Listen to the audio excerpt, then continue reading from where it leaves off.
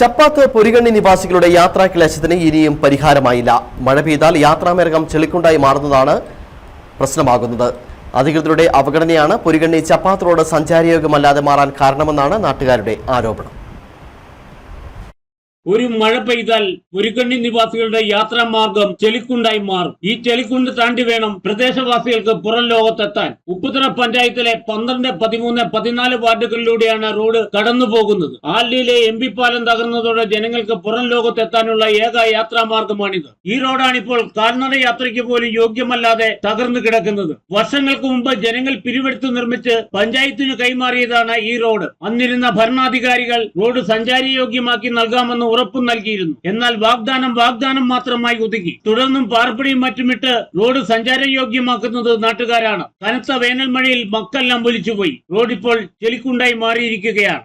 സാറേ, ഈ റോഡ് ഞങ്ങൾ സ്വന്തമായിട്ട് പൈസ മുടക്കി നാട്ടുകാരോടെല്ലാം പിരിവൊക്കെ മേടിച്ച് ഒരു സ്ഥാനാർത്ഥിക്ക് ജയിക്കാനുള്ള വോട്ടിനുള്ള ആൾക്കാരെല്ലാം ഈ ചുറ്റുവട്ടാരത്തിലുണ്ട്.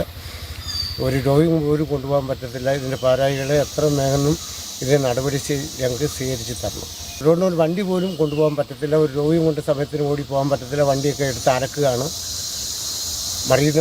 മറിയാവുന്നൊക്കെ ശ്രമിക്കുന്നുണ്ട്.